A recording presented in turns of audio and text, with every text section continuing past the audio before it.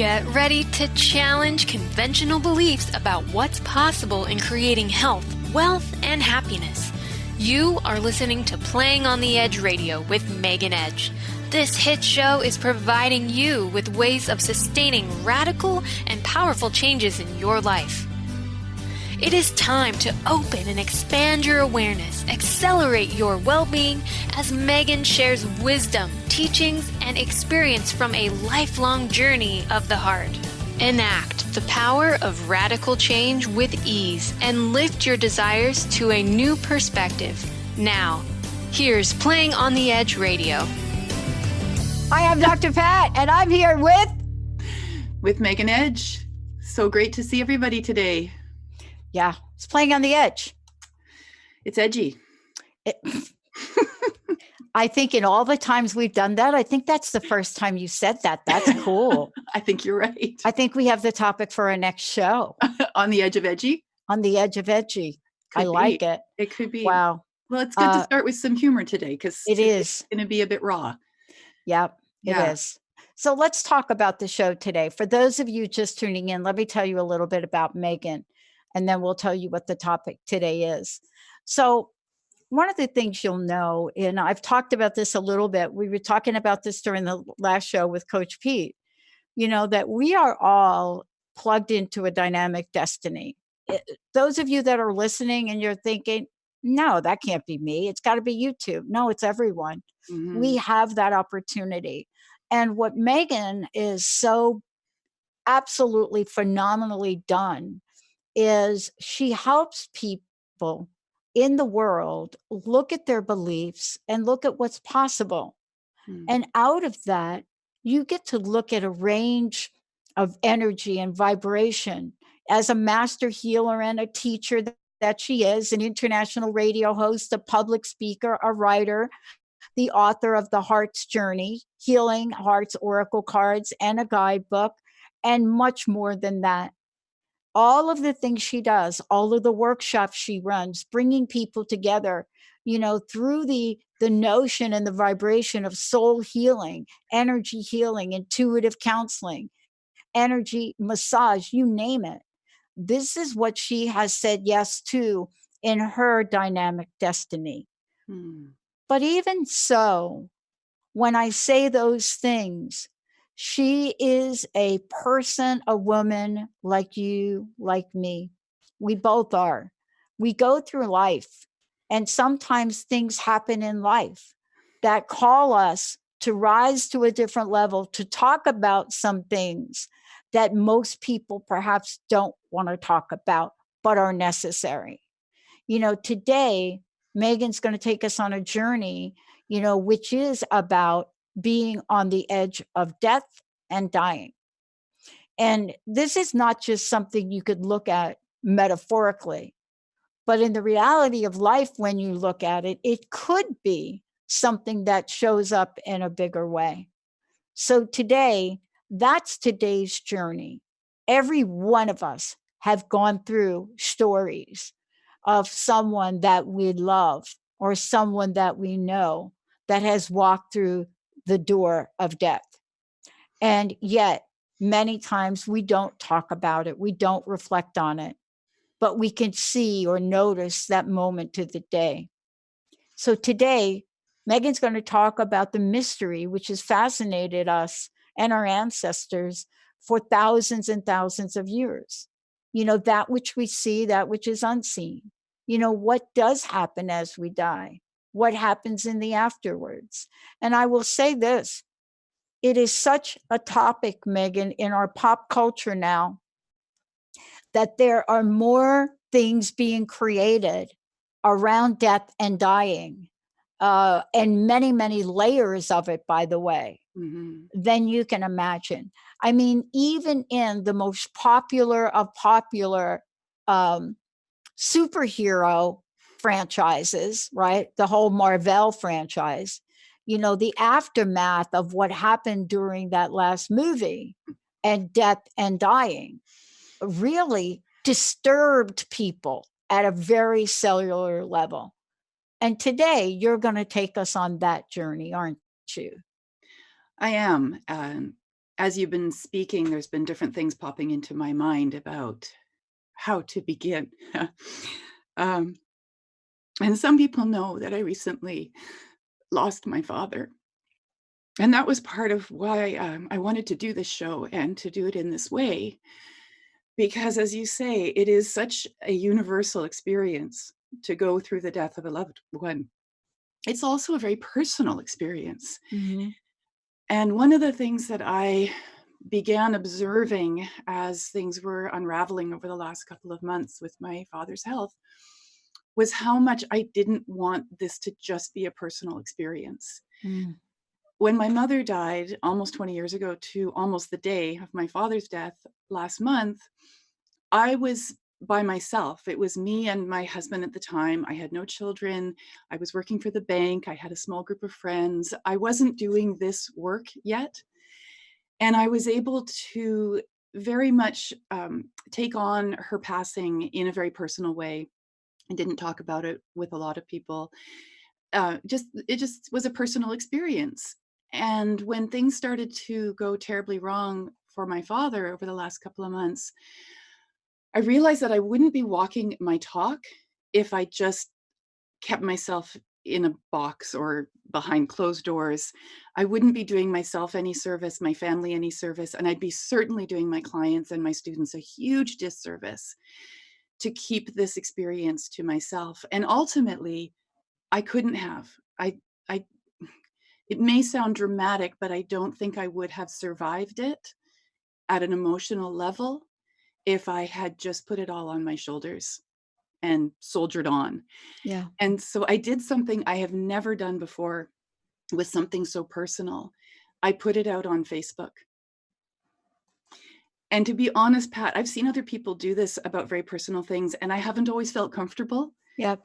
with that, feeling like Facebook is a forum that I don't know if that's really the right place. But what it turned out to be was the best place to reach as many people as I could in a very short period of time. As my father had affected people all over the world in his life. And we had friends all over the country and all over the world. And it was actually the best way for me to reach out to those people who knew him and know us. And equally to say to my community, I need your help now. This is hurting. And I can't do it all by myself. Mm-hmm. And the result was so overwhelming, Pat. It was so amazing. The people that I'd never even met before were commenting, were sending prayers, were sending love, were cheering when he rallied. And then when he didn't, they were all there with bouquets of flowers virtually and just such beautiful sentiments. It has made the whole experience something very different than how I've experienced death in the past. And so I would say this at the beginning of our journey today: when you're going through something that is so much bigger than you are, you cannot do this by yourself. You're not meant to do it by yourself. You have to reach out and let the people in your life know, even let complete strangers know, because they could give you that hug that day that's the best hug you've had all day. It's so important to reach out and let your community know what you're going through so that you can move through this, so you can navigate it, which is where we're at still now. And we buried him less than a month ago. And so we're definitely still in the navigation stages of all of this. And it's just been such an amazing, I don't want it to sound trite. It's not like it was an amazing experience. It's that it was a horrible, awful experience. And lots of people were holding our hands as we went through it, including you, including everybody at Transformation Talk Radio. Like, it just, when we can be in a place of vulnerability and demonstrate our courage at the same time, Yep. it makes such a difference to going through something like this. Yeah. Yeah. And, Megan, I think that, I don't know that everyone quite understands the depth of what it takes to take something so private public, right? Yeah. Now, I'm not saying that that's not something that all of us consider, but it was a decision really to take a vibration of love and share it. And I think that's the thing that I think about and I remember about it. But for not a single minute do I believe that that was easy. Right? No, not at all. Not at all. None of it was easy. Right. Reaching out for help, that's been a journey of mine over my whole life, is learning how to reach out for help. Oh, sister. Ah, right? Even as much as I ah. tell my clients and my students, come on, you got to ask for help. I say to my girls, you got to ask for help. Yeah. And then there I am being all stalwarthy and, no, I don't need anybody's help, which is of course BS. Of course we do. Right. We can't do it without. But this is something that really, when I think about it, I want to talk to you about this when we come back from break. One of the things that I'm really struck by as you're talking about it, and we're really looking at this, is, we're talking about an energy that most of us refer to as soul, right? We look at soul, we think about what happens after that. And those are some of the things we're going to talk about today. We're going to look at, what it is about the energy of this. Many of us have had experiences, Megan, where, someone has moved on. And I think I've shared multiple times the story about my mom and the message, from Jesus in the 9th station of the cross. I get more questions about what are the stations of the cross, right? And I guess unless you're Catholic or, or you grew up Catholic, folks don't know what those are. But it's the 3rd time Jesus falls. And I was left at the boarding school for the weekend. And that message that came to me as a young child, I wonder, had I not gotten that message, I wonder how my mom's death would have affected me differently. And so isn't part of today, and you sharing this in this story, talking about the range of things, how to tell the story is what we just talked about. But then what happens in the aftermath of this? What do we start to think about? Yeah. Do we wonder if our loved one is okay? And let's talk about that when we come back, because the event itself rarely is the end for those that are left behind, but also, is it the end for those that have moved on? I think it's just the beginning. There we go. We're going to talk, boy, we're going to have some fun talking about that, right? Let's take a short break. When we come back, Megan Edge, we are taking your calls as well, 1-800-930-2819. And certainly you can go to Facebook and we'll tell you more about that. And, post your comments as well. We'll do our best to get your comments and questions on the air, 1-800-930-2819. Let's take a short break. When we come back, what did Megan mean? It's just the beginning. Stay tuned. We'll be right back. All clear.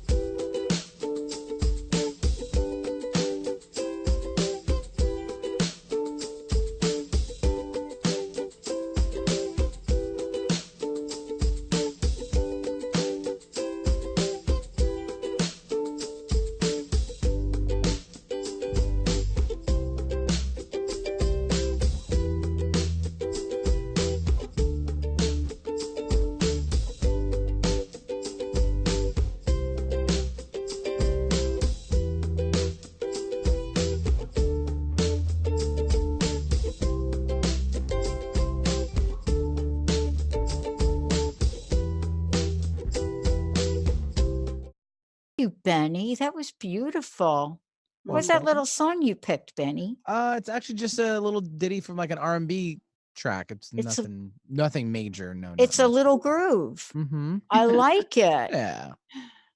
So that's our Benny. Yep, subtle. Wow.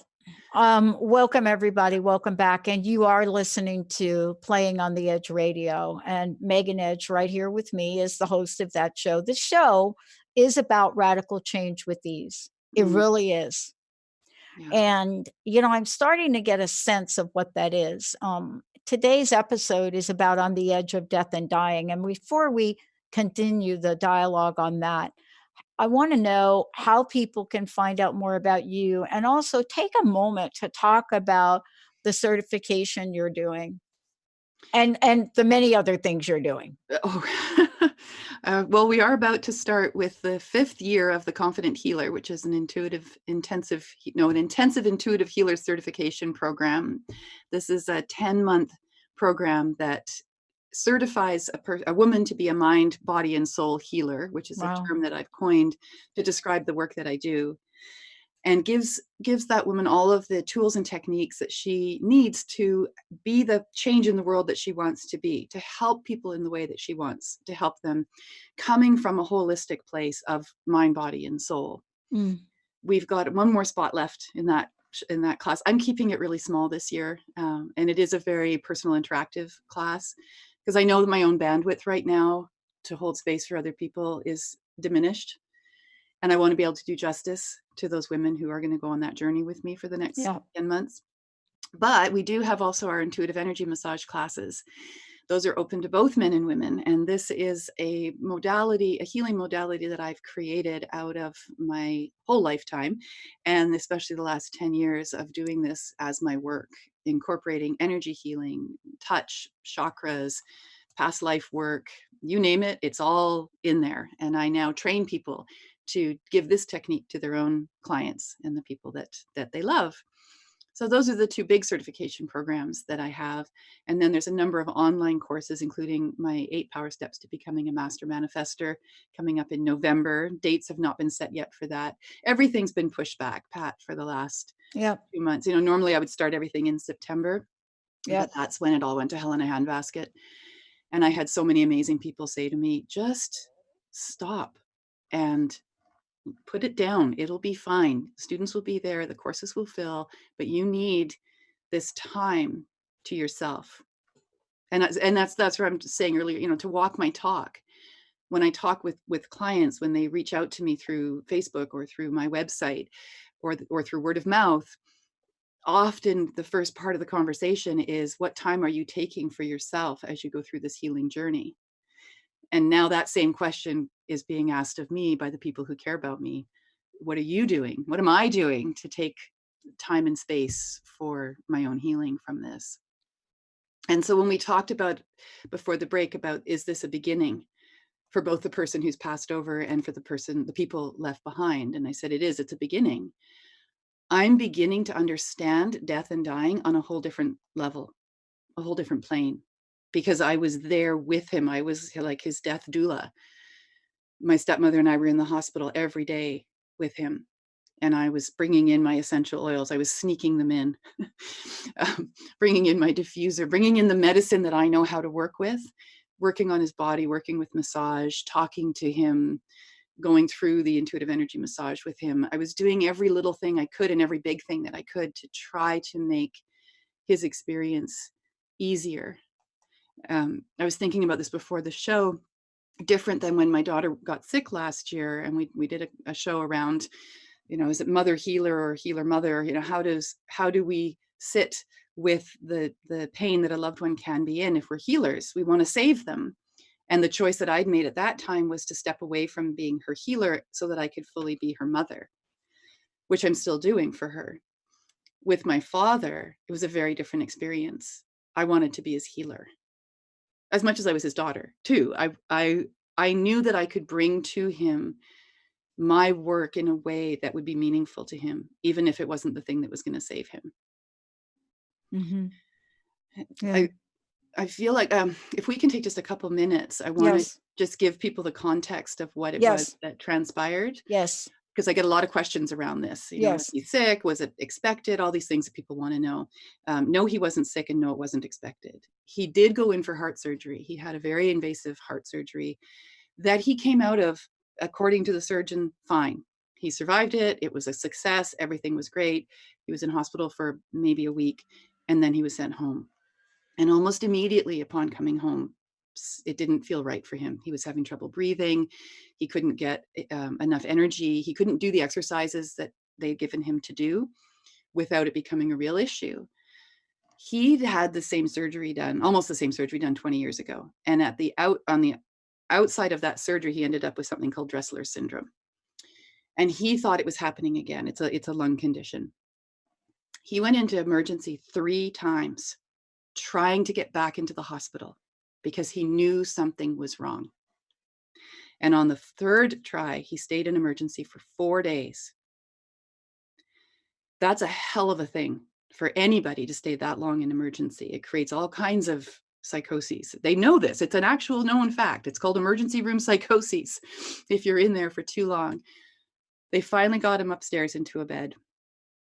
And they kept, at least from our perspective, I know the doctors and nurses were doing everything they could. I know that they were doing the best that they could with what they had. But it really started to feel like they just couldn't stop poking and prodding. And they just kept changing everything around constantly. So there was no consistency in terms of his care. They diagnosed pneumonia. They diagnosed this, that, and the other thing. For a month, almost 6 weeks, he had what they call ARDS, which is acute respiratory distress syndrome. It's what a lot of people in the US are experiencing right now, coming out of all the vaping controversy that's going on, and people are dying from it.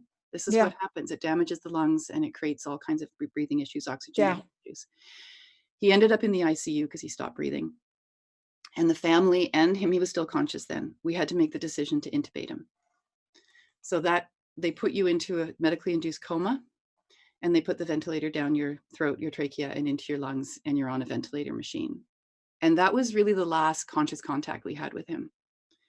He was able to squeeze our hands. He was able to move his head and look at us on occasion if they brought his sedation level up enough that he could interact with us.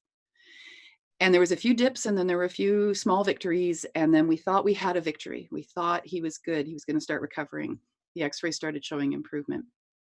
And then that night he crashed. And I came in the next morning. I was the first one there to see him. And I looked at him, and he was covered in sweat. He was gaunt. The color was gone from his face. I said to the nurse, "What happened? This isn't what he looked like yesterday. What happened?" And she explained that he got hit by a superbug. This is what they call them, right? We've all heard of these superbugs that are completely resistant to all of our antibiotics, to any effort and attempt we can make to eradicate them. And because he already had the ARDS and his lungs were already compromised and his whole system was compromised, when the bugs hit, that was it. And although we didn't take him off life support until 4 days later, which I have to tell you is the worst decision anybody would ever have to make. And if there's any of our listeners out there who have gone through this, my heart goes out to you. It is such a horrible, awful thing to go through. But 4 days before that, that morning when I came in and I saw him, I said my goodbyes because he wasn't there anymore. You know, we talk about the soul. What happens after death, or what happens as we're dying. And there's lots of literature that speaks about how many, the survivors, the loved ones who are left behind, have experiences of knowing that their loved one was no longer there, even though the body was still functioning. I knew he wasn't there anymore. I felt him in the room. I mean, this is the work I do. I do mediumship work among other things. And I knew he was there. He was standing next to me, and he's kind of looking over at his body going, "No, that sucks. It's not what I wanted." You know, and that experience of knowing that, like when my mother died, I wasn't there. She was in New Zealand, and she died in her sleep in her bed. At least that's what the official diagnosis was. I have other theories about what happened, but at least she was at home and in her bed. I've seen a few pets die, you know, when we do our thing and we put them down because we don't want them to suffer. It's basically the same thing. when we got to the point where we had to make the decision, we had to have a family meeting with the doctors and decide that there was no quality of life left for him. My brother and my stepmother and I went into the room. And by this point, he was so toxic that we had to be covered in gowns and everything against him. Wow. He was that toxic because of these superbugs. Wow. And I put my hand on his heart and one hand on his shoulder, and my brother took his other hand, and my stepmother was across the bed holding his other hand. And I kept my hand on his heart until it stopped beating. Once they took him off the ventilator, they flooded him with morphine. And within 10 minutes, he'd taken his last breath. And I don't know what I was expecting. I didn't have any set expectations. Like, it's not going to be in the movies where, the spirit rises or there's some kind of special effect that lets us know when they're gone. It was actually very, very gentle, considering how hard he'd fought and everything he'd gone through, to just take that last breath and just let it go. Just let him go. But as I said, he'd already been leaving his body. He'd already been trying out what happens when you go to the other side. Yeah. He'd come to me in dreams. I'd had 4 different dreams leading up to his death, where he was right there telling me what was going on. I didn't want to hear it. I kept saying to him, no, Dad, this is in reverse. You're showing me this in reverse. You're gonna be standing there fully clothed, ready to leave the hospital. That was the first dream I had. That's gonna be the last time. That's gonna be the last thing that happens. We'll get you out of here. But that's not what he was showing me. He was showing me the progression. Interestingly, I haven't had, I've had one dream of him since he died. But I know he's around. I feel him. And you hear people say this, whether it's their pet or a person that's passed away, right? We feel them around us. We smell their perfume. We smell their cigars, whatever it is that we associate with them. Or there's just that feeling of, oh, there you are. What are you doing? with Joan, and let's talk about this when we come back.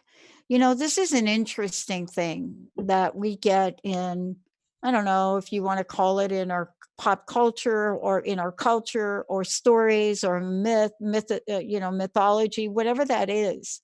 There's an idea from sources, not sure who they are, those people, them, that want us to believe that this is how the thing works. So then the question then becomes, then if this is how it works, then what happens when you think you're getting a sign from somebody 12 years later? And I will tell you that I am very clear Linda's mom is still right there with me and still right there with Linda. I mean, the reality of me wearing Joan's jacket that's out there on the stage for everybody to see, out of all the things I could have picked, the only white jackets I had were Joan's. So it wasn't going to be, right? And when the woman brought me the outfit, she had brought me other jackets, and I knew to wear Joan's jacket. Very interesting. When we come back, Megan, first of all, thank you for sharing that. I mean, thank you for holding space for it. When people listen, what you're doing is you're providing this space for people to feel what they feel in a society that would tell us we're not supposed to feel, right? Or it's just you women, all emotional baggage that you carry. But we know better. And what it's called is compassion and empathy. When we come back, let's talk about the folks that are still here. What happens in this world when you might get a dream, right, Megan? Or you might, in my case, I know Joan is talking to me to keep me on the straight and narrow, as she'd say. When I find a penny, heads up or tails up, I know that's Joan. And I'll tell you how I see these pennies, the phenomenon around it. has to be her. When we come back, let's talk about the family, the friends, and the future. Take a short break, everyone. We'll be right back with Megan Edge. Beautiful.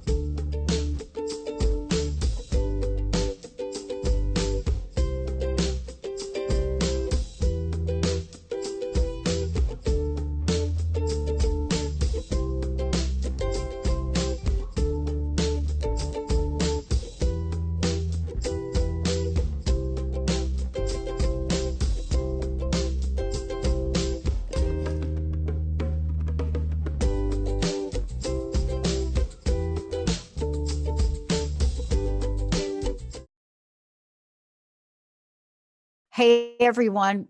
Great to have you tune us in and turn us on. Right. Thank you so much. We are here with Megan Edge. This is Playing on the Edge Radio with Megan Edge, and I get to share this journey with her. I'm Dr. Pat. But today we're talking about on the edge of death and dying. And, what is it about the doors that open, the doors that close, and those doors that keep swinging?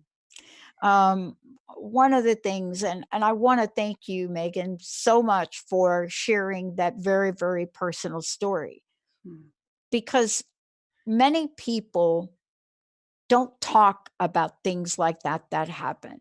Mm-hmm. And there are these codes in a family, like there was in my family. There are these codes that you don't tell. And the only reason I found out about my mom's suicide, first attempt, and then the second, was because my stepmom did not let my dad throw away the letters she wrote to him while she was in Bellevue Hospital from the first attempt. Right. And my stepmom grabbed them from the garbage and held on to them. And when my dad died, gave them to me. Yeah.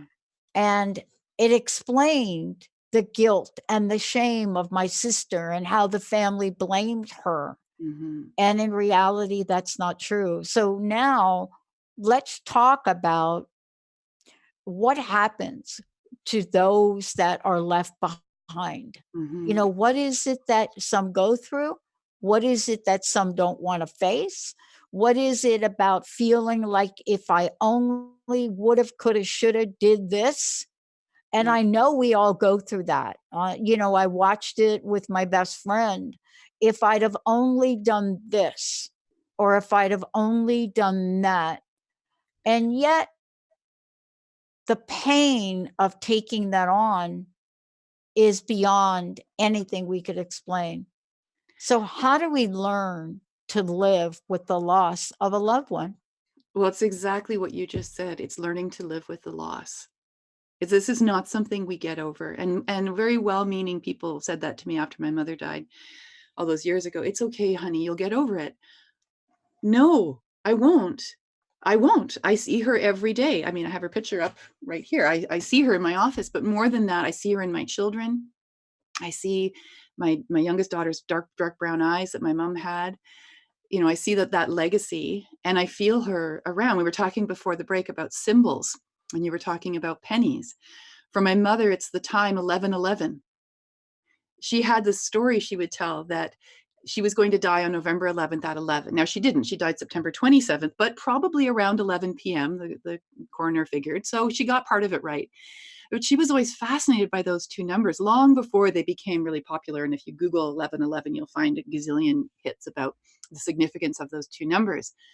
Every day, if we happen to look at the clock and it's 11/11, we say, "Hi, Mom."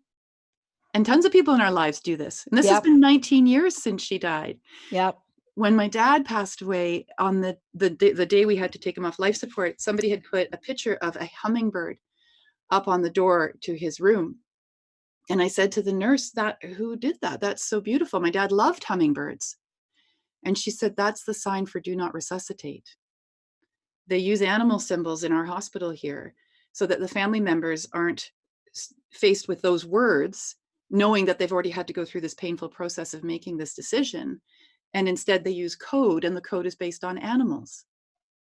So I said to my stepmom afterwards that when we see hummingbirds, that will be Dad, that will be Grandpa, that will be him letting us know that he's okay. And whether or not that's the ultimate truth is irrelevant, because it's something that gives us a sense of connectiveness to him, to his memory, and to the importance that he had in our lives. That's why these symbols are so important to us when we lose a loved one. I would say to my students or my clients, find something. I don't care what it is. It's a penny, it's a bird, it's an image, it's a time of day. Find something that when you see that, it's that moment of, oh, right, there's that hole in my heart. Because if we try to cover up that hole, if we try to push that hole down, it's going to show up again later on in our lives, and not in healthy ways. And so even though I've played some of the blame game with myself, if only I'd been there every single day at the hospital, if only I'd gone in at nighttime and sat with him, if only we'd given him one more day. I've done that. I've played that game. It's a horrible place to go, but it's part of the transformation of the loss of the loved one to the acceptance of the loss. We have to look at all the possibilities, all the ways that it could have been different. And I know this from a place of anger. It could have been different for my father. Along the way, different decisions could have been made, and he didn't have to die. I also know that that's part of the process too, right? I'm not in a place of acceptance yet. It's not real yet. Right. And it probably won't be for a really long time. I mean, it took 10 years and I was still expecting my mom to phone, right? These things simply take time. They take time to integrate. They take time to accept, to understand, to come to peace with. And there will always be that space in our heart where that person resides. And the last thing we want to do is to close that door. Yeah. That doesn't mean, and let me ask you about this, because I've heard different people talk about this, and that is, some people move to do things rather quickly. So let me give you an example. Mm-hmm. Some folks say, okay, kids, please come over here and help me empty the closet. I want everything taken out. Yep. Right. Yep. Other people don't. No, they hold on to it for decades. Yep. And sometimes we're quick to make a judgment about what's right for other people. Mm. And I'd love for you to talk a little bit, especially in the work that you do, Mm-hmm. in, you know, what we say to folks that are on their own journey with certain things. Well, we say exactly that. This is your journey. There's a certain point in this journey that it is very, very personal. Yeah. It's what you choose to do with it. My stepmother gave me my dad's watch that he always wore, and I haven't taken it off since she gave it to me. It's a big, chunky, clunky thing. I don't know if you can see it. It's like a big old man's watch, right? But every time I look down at it, there's that time I spent with my dad is symbolized and represented by that. And she did it really quickly. We had to actually put him in the ground very fast. With my mother, we cremated her, brought her back from New Zealand. It took a year before we planted her.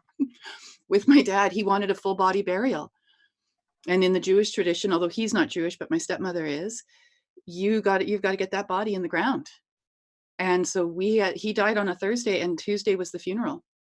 And we did it over on Main Island. We had about 50 people came from all over the country to be there, and tons of people were calling in and writing in and wanting to connect. And then we sat Shiva for one night, which is another Jewish tradition. 70 or so people showed up at the house, and all of it was this whirlwind. And for me, it was overwhelming. And I had sort of expected a little family side by the graveside ceremony, and my stepmother said, I can't do it like that. Yeah. I need my community. And I said, okay, then let's have community. And at the end of it all, it was exhausting. We were all exhausted. We were exhausted from 2 months of being on call, going through all of this, and then this whirlwind, and now he's in the ground. Now what? Now we have to do the whole living thing. Now we have to begin living our lives without him. And we're each going to do that in our own way, just like you said. My older daughter, she just collapsed. She went into an absolute panic attack the night of. My younger daughter, it's taking time. And every couple of days she cries and says, I just thought of Grandpa, or I just sang him a song, or I just saw a hummingbird and I feel really sad. And she says, Mom, when is the sad going to stop? And I said, it's not. It will recede, but it won't stop. Right. And that's okay. That's okay. That's not a sign of weakness. That's not a sign that you're not getting over it. That's a sign that you're feeling it. Yeah. And you need to feel it. You need to, this is what I tell my clients who've come to me with these traumas of death, is you are going to have to be in it, and it's going to hurt like hell. But if you don't let yourself be in it in a way that is healthy, it's going to get you in the end, and it's not going to be pleasant. So better to be on a good relationship with death and dying, whatever that looks like to you, whether you've got a religious understanding of it, or a psychological understanding of it, or a spiritual understanding of it. Be on good terms with it. Actually, one of the things that I did before we had to make the decision, we knew the decision, but before we sat down with the doctors and then actually physically went through that process, I looked up online what to expect when you take someone off of a ventilator. And I'm so glad that I did. And I bawled the whole time I was reading it, thinking this can't be what's going to happen. But it was exactly what happened. So when the color drained from his face and his lips turned blue, I knew, okay, we're close. When his heartbeat slowed down and he took a breath. And at one point my stepmom said to me, is he gone? I said, maybe. And then his body took one more breath, and then he was gone. And I'd read about it. It's not the same thing as going through it, but the reading of it gave me that understanding that this is the process of dying. This is what it looks like. Because most of us don't get to see that. Not in our culture. No. Death is very clean in our culture generally. we don't see it. And the way people die on TV and TV shows, that's not how it happens. Right. For the most part. So to have that experience is something really quite sacred. And then the other thing too, I want to mention is to share this in the way you're sharing. You could see, and Justina, thank you so much for your kind message. Which she says, hugging you from a distance, and there are three beautiful hearts. So much love to you. And so, to be able to touch hearts and have those hearts and the energy come back to you, really what we're really looking at is a connection that truly brings to the forefront the best of humanity, if you know what I mean. Yeah. Our ability to open up and show compassion and love. And Justina, as one example of folks that are listening today and just opening their hearts. See, I think this is how we do create a better world. I think this is how we do create transformation at levels we cannot even measure. Yeah. Yeah. But you doing this, Megan, and showing up today and showing up as what you teach, in that spirit of transformation and authenticity and love, as a master healer, but also someone that knows that there is a way that all of us can learn how to be in the world, even with death and dying. Thank you. Thank you. There's something that just popped into my mind that I wanted to share with everybody. You and I were talking on the break about different kinds of death and dying, and we were talking about suicide. Yeah. And our views of it seem quite similar in that it is another method to die. I know it can be very traumatic for the people left behind. I understand that, especially the ways in which some people may choose, not knowing other ways to do it. I mean, and we don't have to go into all that right now. But the point is this: I think it takes an incredible amount of courage to die. However, that shows up for you, because at some level, I truly believe it's a choice that we make. Whether it's we're hit by a bus or we're taken off ventilator or we take our own lives, somewhere in our consciousness, we have made the decision. It's the final decision we get to make of our human life, is that it's time to die and take that leap into the unknown. And maybe once we're on the other side, we're like, hey, I remember this. Okay, cool. I forgot for 50 years or 60 years or however long it is. But for while we're here in the physical form, we don't have that memory. That's why we create stories and legends and ideas and rules around death and dying, because we don't remember that it's okay to do it. And we tend to be afraid of death, even though it's a part of life, because we don't know what to expect. That can be scary. So when I say it takes an enormous amount of courage to die, that's what I mean. At a certain point along my dad's journey, he said that this is not going to work for me. Even if I come back from this, I have no quality of life. And maybe he came to me in a dream, or maybe he came to my brother or my stepmother or the whole family and said, okay, guys, you're going to have to let me go now. And we dug our heels in for a few more days and said, no, let's just try one more thing. But ultimately, he had to make that decision. It was time to go. I don't have to like that decision. I can stamp my feet about it. I can get upset with him. I can say, what were you thinking? I wanted another 20 years with you. But none of that changes the empowerment I think we could learn to understand and feel with the recognition that this is the ultimate and final choice that we get to make. However it unfolds for us. And that it is courageous to say it's time to take that step across the veil. And one of the things I was thinking about, how timely this show is, we're in October. Yeah. In many cultures, including Celtic cultures and Northern European cultures, which is where my father was from, heritage-wise, this is the time of year where it is believed that the veil is the thinnest between the land of the dead and the land of the living. And this is when we can communicate most effectively with them. And lots of our Halloween traditions are actually hearkening back to a much more sacred understanding of death and the afterlife and the mysteries of what it is that happens to us on the other side.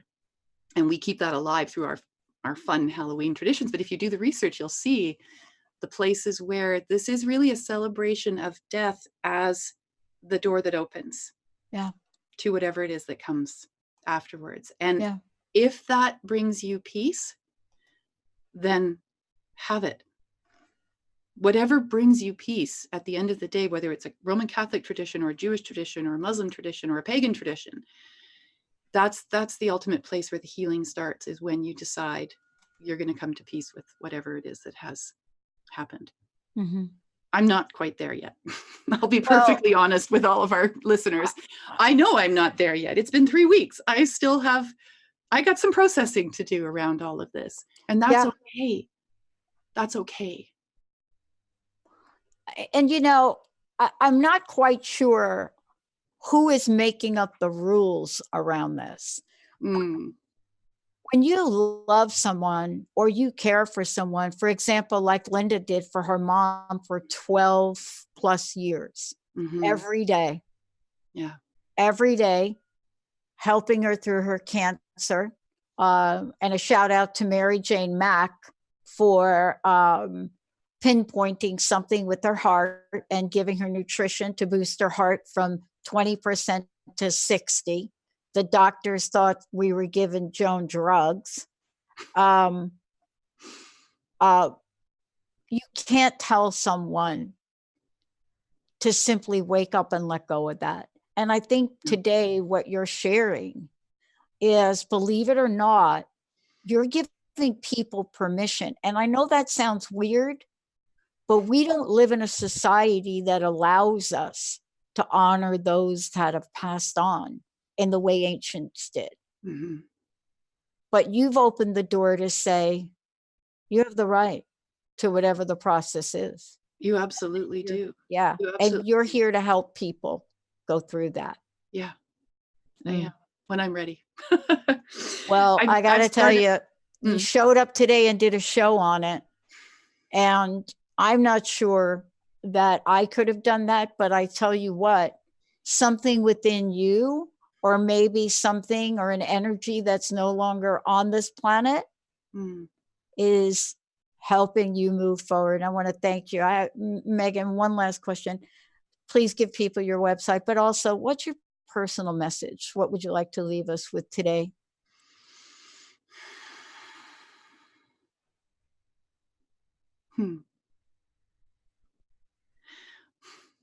Believe it or not, I haven't got one. It just feels like sometimes what the most important thing you can do is to just move into the nothingness for a few minutes, for an hour, a walk on the beach, just that space for yourself. I don't have all the answers. I don't know what I could say that would help somebody go through this kind of a loss, except that there is space. If you give yourself space, there is the space to do it. And to find me, Google Megan Edge or Megan Edge Healing. You'll find me. Facebook, website, email. All of it. And you'll certainly find all the shows we've done and the shows we're about to do, because this is the way that you reach out through your action, Megan, and help others understand this is a journey, and it's actually their birthright to take it. Thank you so much for today, Megan. Thank you, Pat. Thank you. And for everybody who wrote in as well. Yeah. Thank you all. Yeah. You've been listening to Playing on the Edge Radio, and there are lots more. If you go to Megan's website, you'll be able to take a listen to her archives, and that is meganedge.ca. Go ahead and check it all out. We'll see you next time.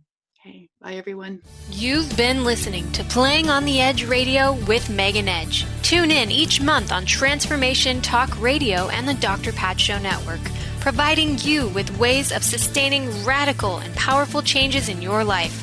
If you've missed any part of this episode or want to find out more about Megan Edge, visit her website at meganedge.ca.